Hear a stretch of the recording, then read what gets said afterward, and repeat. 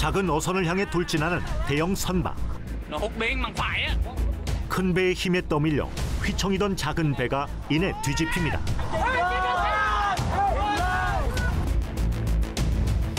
2014년 중국과 베트남 간 영육간 분쟁이 진행 중인 남중국해 파라셀 군도 인근에서 중국 대형 어선이 베트남 국적 어민 5명이 탄 소형 어선을 침몰시키는 장면입니다.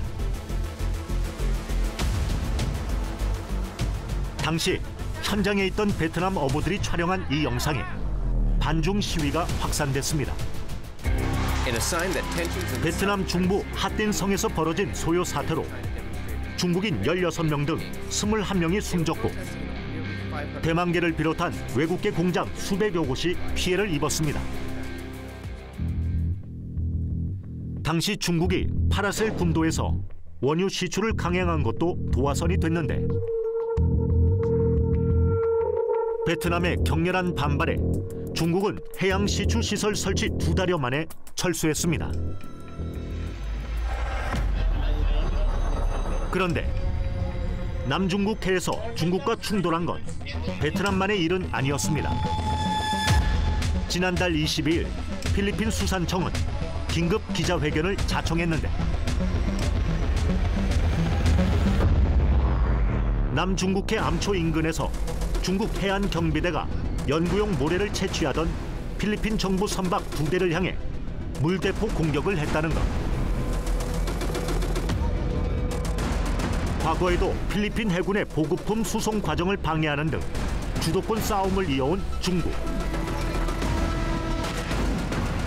중국이 경계 획정이 마무리되지 않은 분쟁 지역에서 해경을 동원한 위력 과시에 나서는 이유는 뭘까? U자 모양의 9개 선을 그은 뒤 남중국해 90%가 자국 영해라 주장하고 있는 중국. 해상 주권을 확장하는 이른바 해양 굴기가 본격화되고 있는 건데. 一段时间以来，大家都关心中国在南海问题上的政策。我要说的是，南海诸岛自古以来就是中国领土。 维护自身的领土主权和海洋权益，是中国政府必须承担的责任。 중국의 일방 주장에 필리핀은 국제중재재판소 제소로 대응했습니다. 2016년 국제상설중재재판소는 중국의 남중국해 영유권 주장에 근거가 없다고 판결했지만 In this solid footing and through our clear moral ascendancy, we find the strength to do whatever it takes to protect our sovereign home, to the last square inch, to the last square millimeter. The life-giving waters of the West Philippine Sea flow in the blood of every Filipino. 중국은 판결에 불복한 채 남중국해 영유권 주장을 이어오고 있습니다.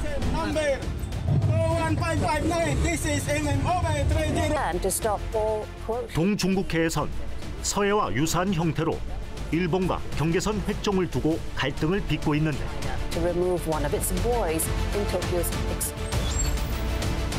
중국과 일본 간 배타적 경제 수역이 서로 겹쳐 한중 간 잠정 조치 수역처럼 중간 수역을 두고 있는 상황에서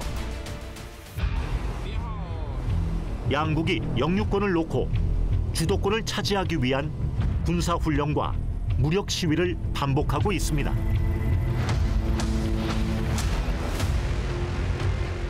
지난 2월에 중국이 일본 배타적 경제 수역에 부패를 설치했다가 일본 측 반발에 철수하기도 했습니다.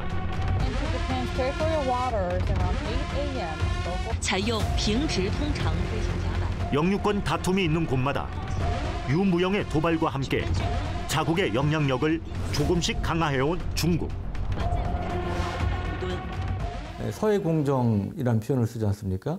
서해를 자기 앞마당처럼 내회하겠다는 것인데 이것이 이제 하루아침에 되는 게 아니고 살라미 전술이라고 서서히 야금야금 먹어가는 식으로.